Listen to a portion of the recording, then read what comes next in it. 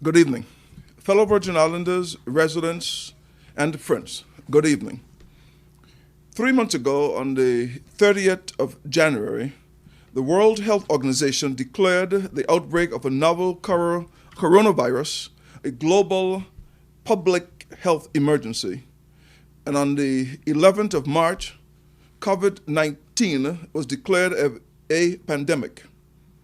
No region of the world has been spared, and countries, large and small, continue to grapple with the health, social, and economic upheavals caused by this deadly virus.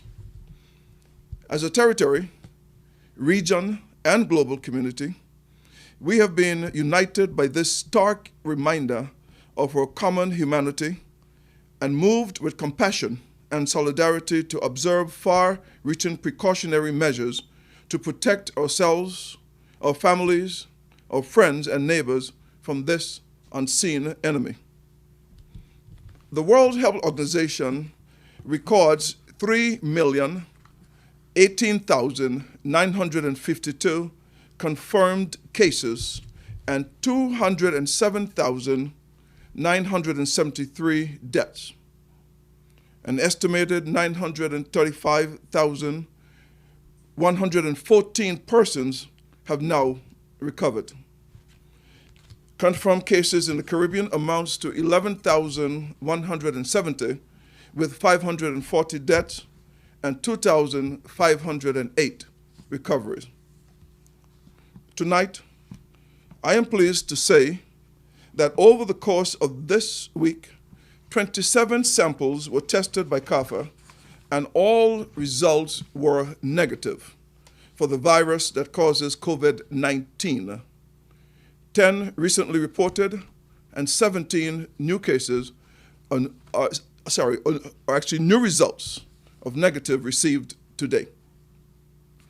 This brings the total of persons tested to 120. 114 persons were negative, 6 persons were positive, 3 fully recovered, and 1 deceased. We have, in fact, the results which, as I would repeat to you, 27 cases tested, all cases negative. 9 additional samples are pending at the BVI Health Services Authority and will be sent to CARVin shortly. Upon return, any additional to these 9 would be reported to you.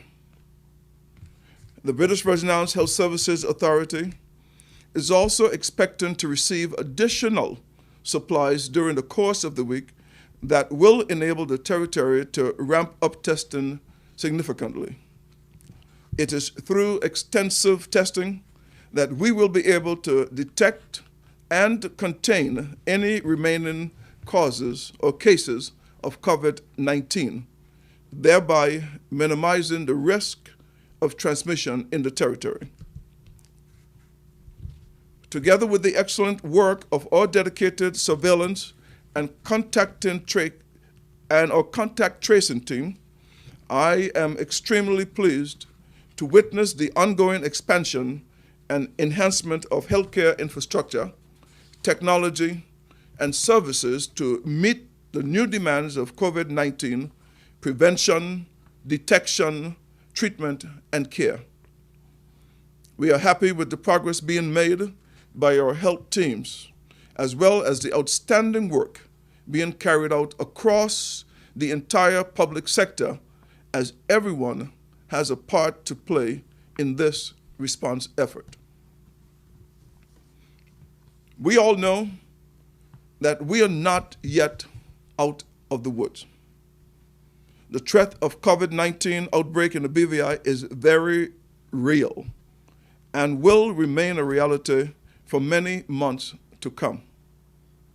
And so, tonight I also wish to extend my commendations to the public service for the part that you are playing to adhere to hygiene, sanitation, and social distancing guidelines as we work together to keep employees, customers, and the wider community safe. As we continue the process of opening our communities internally, Cabinet has reviewed the Curfew Act number 14 and have listed the following companies or classes of companies to be opened in this interim. We will continue to add companies as we go.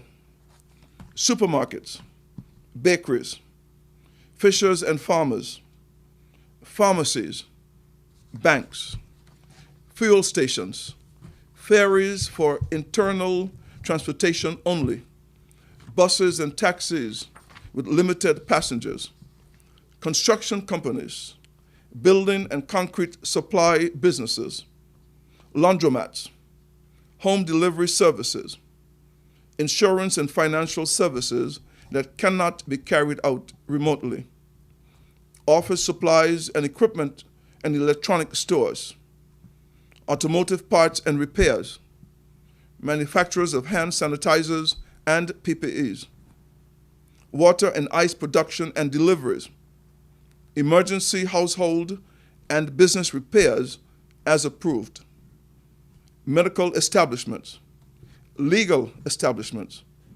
telecommunication companies, hardware stores, commercial and household supplies and appliances, restaurants for delivery and takeout only, beauty product supply stores, courier stores and freight agents, veterinarian practices, printing, graphics, and signage supplies, flower shops, real estate agents, department and clothing stores, marine stores and boat yard operations, churches and places of worship, funeral homes, and sanitation, insect, mold, and bug control companies. I commend the compliance teams and social distancing task force that has inspected and certified hundreds of private businesses and establishments for reopening under the leadership of the Chief Environmental Health Officer. All these businesses stepped up to the plate, and I am pleased to say they have placed the necessary resources in place to operate safely. And I once again appeal to the wider community to take personal responsibility for complying with these measures. The more we adapt to the realities of the new COVID-19 environment, the better our chances of restoring the social and economic fabric of our society that will help us weather this storm over the long run. We are in this together. We will get through this together.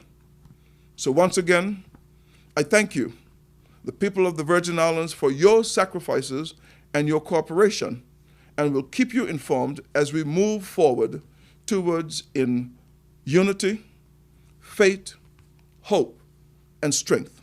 I thank you kindly for tuning in.